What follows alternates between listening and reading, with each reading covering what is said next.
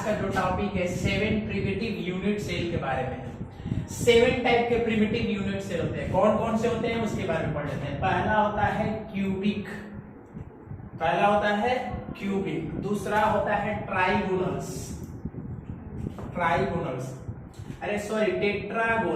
Tetragonal, तीसरा होता है आर्थोरोम्बिक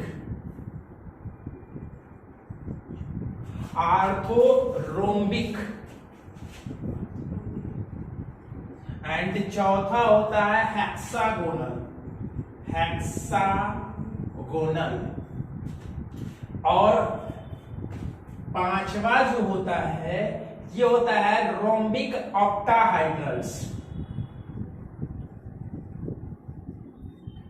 रोम्बिक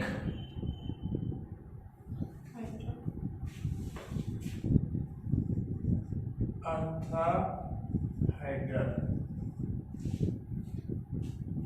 इसको हम लोग बोलते हैं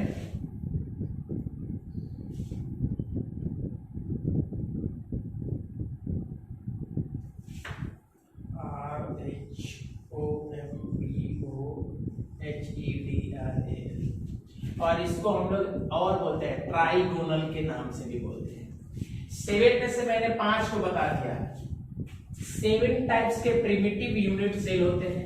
पहला क्यूबिक, दूसरा टेट्रागोनल, तीसरा आर्थोरोम्बिक, चौथा होता है हेक्सागोनल, पांचवा ट्राइगोनल या रोम्बोहेड्रल भी बोलते हैं। ठीक है, अब इसके जो होते हैं क्या डायमेंशंस। क्यूबिक में सारे लेंथ, ब्रेथ और हाइट्स इक्वल होते हैं। क्या होते हैं? इक्वल होते हैं। इसमें ये टेट्रागोनल में लेंथ और ब्रेथ इक्वल होते हैं, हाइट इक्वल नहीं होता है। ये डायमेंशंस इसका कैसा होता है उसके बारे में हम बता रहा हूं। ठीक है, ऑर्थोगोनल्स में कोई भी इक्वल नहीं होता है, ना ही लेंथ इक्वल होता है, ना ही ब्रेथ इक्वल होता है, ना ही हाइट इक्वल होता है। ठीक है, हेक्सागोनल्स में आ जाते हैं तो लेंथ ब्रेथ इक्वल होते हैं, हाइट इक्वल नहीं होता है। ठीक, हेक्सागोनल में ये भी नहीं इक्वल होता है, मतलब ये दोनों इक्वल होते हैं। जैसे ऑर्थोरोम्बिक और हेक्सागोनल होता है, ये दोनों का ना ही लेंथ इक्वल होता है, ना ही ब्रेथ इक्वल होता है, ना ही हाइट इक्वल होता है, दोनों का दोनों। अब तीसरा आ जाते हैं, इसमें भी ये इक्वल नहीं होते हैं। ये सब के सब, पहला में सब इक्वल, दूसरा में एक हाइट नहीं इक्वल, तीसरा में ये भी कोई नहीं इक्वल, चौथा में भी कोई नहीं इक्वल, पांचवा में भी कोई नहीं इक्वल। अब एंगल की बात करें, ये था डायमेंशन मतलब लेंथ ब्रेथ हाइट्स। अब एंगल की बात कर लेते हैं। अल्फा इक्वल होता है बीटा का, बीटा इक्वल होता है गामा का। कल बताया था अल्फा बीटा गामा क्या होता है, और इसमें सबके सब कितने डिग्री के होता है? 90 डिग्री के होते हैं। ठीक है, अब आ जाते हैं इसमें अल्फा बीटा गामा। इसमें क्या होता है कि सारे के सारे इसमें भी 90 डिग्री के होते हैं, ये भी 90 डिग्री के होते हैं, ये भी इक्वल होते हैं एंगल्स। ठीक, अब आ जाते हैं ऑर्थो में। Alpha is equal to beta is equal to gamma, इसमें भी सब के सब 90 डिग्री के होते हैं। ठीक, अब आ जाते हैं आगे हेक्सागोनल में। Alpha gamma beta is equal to 90 degree and gamma is equal to 120 degree, इसमें अलग होता है एक। और लास्ट वाला में alpha is equal to beta is equal to gamma not equal to 90 degree, कोई भी 90 डिग्री के इक्वल नहीं होता है। तो ये था आपका एंगल्स और डायमेंशंस के बीच में इनका रिलेशनशिप। केवल कितने का? केवल 5 वाले के। अभी 2 अभी बाकी हैं सब। 7 टाइप के प्रिमिटिव यूनिट सेल होते हैं, cubic, tetragonal, orthogonal, hexa, rhombic, hydel या ट्रायगोनल्स। इनका डायमेंशंस और ये एंगल हो गया। और 2 बाकी हैं, उसको पहले पढ़ लेते हैं। हो गया?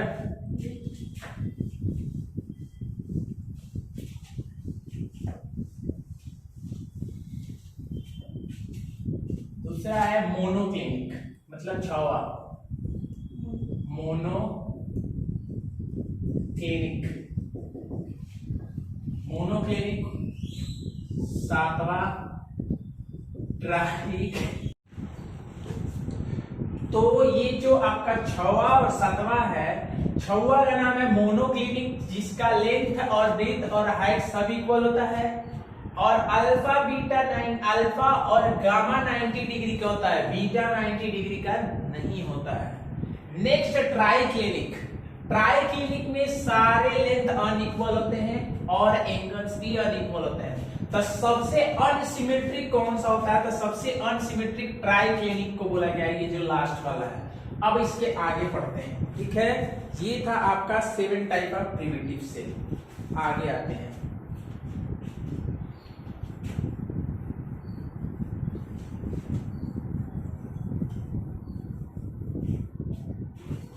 आगे है number of atom in a unit shell. Unit cell में कितने नंबर ऑफ एटम्स होते हैं? पहला मैं बात करने जा रहा हूं प्रिमिटिव यूनिट शेल।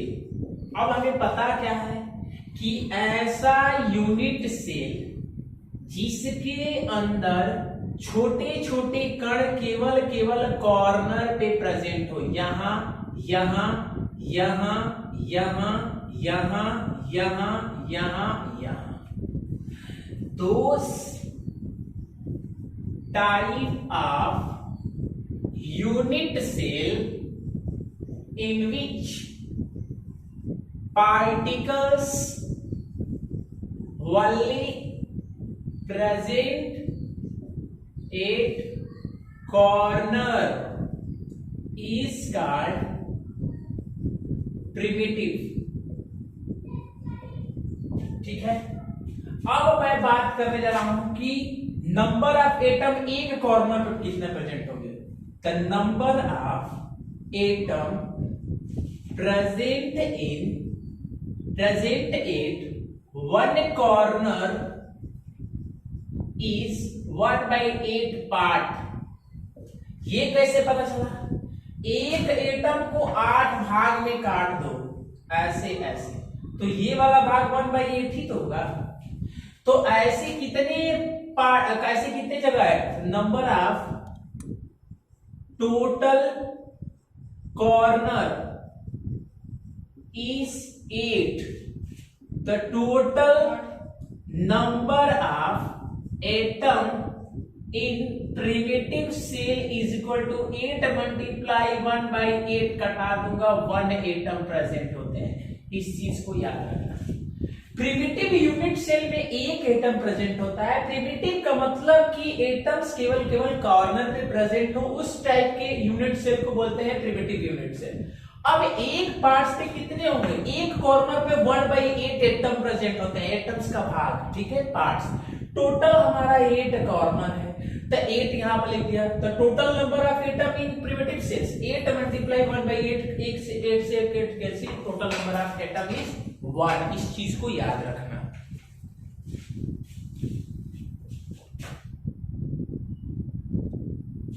समझ गए? अब जो नेक्स्ट टॉपिक है, number of atom present in body centred unit shell. इसके अंदर कितना नंबर ऑफ एटम्स होते हैं? हमें पता है कि ऐसा टाइप ऑफ यूनिट सेल जिसमें छोटे छोटे पार्टिकल केवल कॉर्नर पे प्रेजेंट हो और एक बॉडी के अंदर प्रेजेंट हो, उस टाइप के यूनिट सेल को बॉडी सेंटर्ड यूनिट सेल यानी BCC बोलते हैं। ठीक है। That type of unit cell in which the particle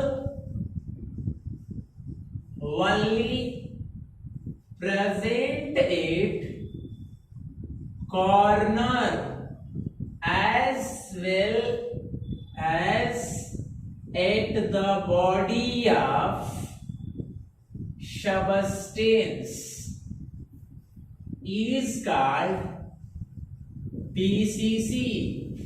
अब आते हैं, we know that, हम पहले से जान रहे हैं, total number of atom at corner equal to 8 multiply 1/8, cancel out कर देंगे, 1 एटम हो जाएगा। केवल कॉर्नर पे 1 2 3 4 5 6 7 8 कॉर्नर पर टोटल कितना एटम है, 8 एटम्स, और एक बॉडी के अंदर है, तो टोटल नंबर ऑफ एटम कितना हो जाएंगे, 2। किसके अंदर, बॉडी से अंदर है, एक बीचों में तो है जी, ठीक है।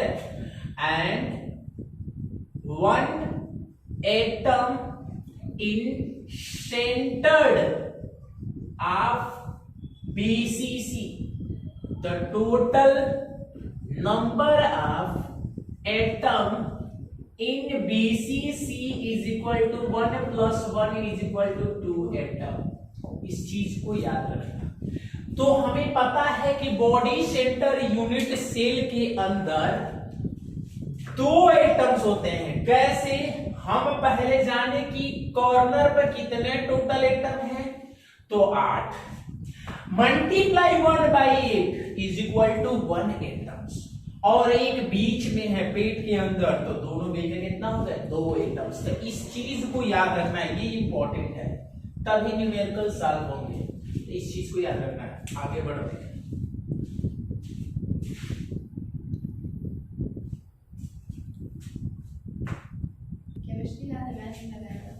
अब आते हैं, नेक्स्ट वाला है number of atom in face centered unit cell.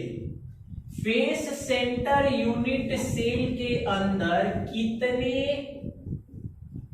Number of atom होते हैं। पहले तो ये समझेंगे फेस सेंटर यूनिट सेल होता है। ऐसा एक बॉक्स जिसमें हर कॉर्नर पर भी प्रेजेंट हो एक पार्टिकल्स हर कॉर्नर पर, और हर एक फेस पर, यहां यहां यहां यहां आगे पीछे, ठीक है, हर एक फेस पर भी प्रेजेंट हो। तो total number of atom find करना है। That type of unit cell in which particles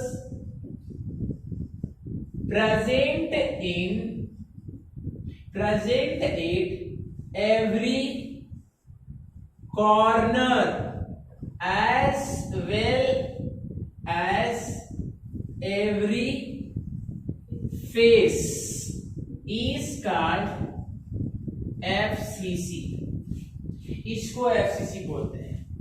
We know that total number of particle at 8 corner is equal to 8 multiply 1/8 is equal to 1 atom। ठीक है, अब बताओ face पे कितने होंगे, ये बताओ। एक दीवार पे एटम रखा जाएगा तो आधा पार्ट अंदर की तरफ होगा, आधा बाहर की तरफ होगा, यानी number of atom at each face is equal to 1/2 multiply 6 face होते हैं ना, 1 2 3 4 5 6 फेस होते हैं, 6 कटा दूंगा कितना हो जाएगा, यानी 6 फेस टोटल फेस पे, तो कितना हो जाएगा 3 एटम्स। तो टोटल नंबर ऑफ एटम कितना होगा, total number of atom in FCC is equal to 3 + 1 is equal to 4 atoms. इस चीज को याद रखना। अब जो हमारा टॉपिक है close packing in one dimension. देखो मतलब कि कोई भी सबस्टेंस के अंदर पार्टिकल्स कैसे अरेंजमेंट किए गए हैं उसी को हमें स्टडी करना है।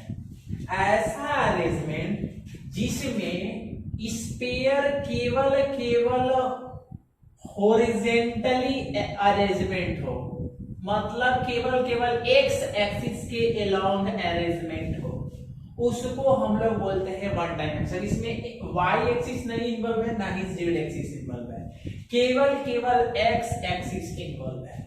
ऐसे टाइप के अरेंजमेंट को close packing in one dimension बोलते हैं। अब आते हैं इसका कोऑर्डिनेशन का नंबर क्या होता है। तो एक वाला एटम्स अपने अगल बगल कितने नंबर ऑफ एटम से जैसे सटा हुआ है, टच किया है, उसी को कोऑर्डिनेशन नंबर बोलते हैं। देखो इस एटम को 1 2 2 से सटा हुआ है, इसको ले लोगे ये भी 2 से सटा हुआ है, इसको ले लोगे ये भी 2 से सटा हुआ है, इसको ले लोगे ये भी 2 से। एक फर्स्ट वाला और एंड वाला छोड़कर और कोई भी एटम्स को देखोगे कि अपने अगल बगल कितने नंबर ऑफ एटम्स है। अगर इसको मानोगी बाबू तो एक इससे सटा हुआ है, एक इससे सटा हुआ है, तो कोऑर्डिनेशन नंबर कितना होगा? 2 होगा। चाहे इसको पकड़ लो, ये भी किससे सटा हुआ है? इससे 2 ही होगा। एंड और पहला नहीं लेते हैं, बीच वाले कोई भी एटम्स लेते हैं। That type of arrangement in which the particles arranged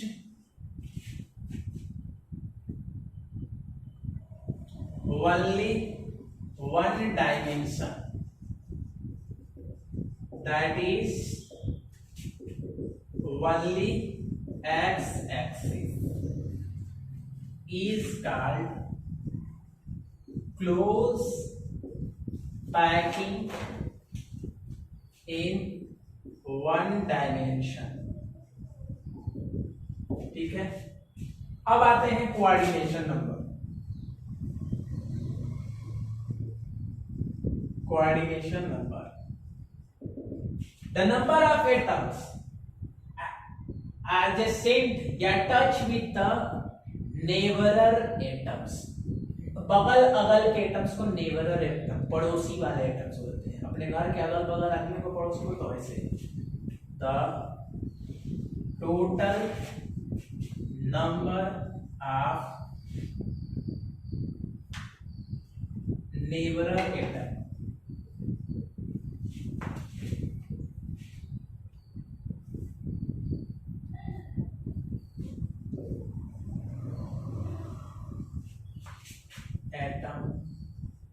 touch any a particular atom is called shear।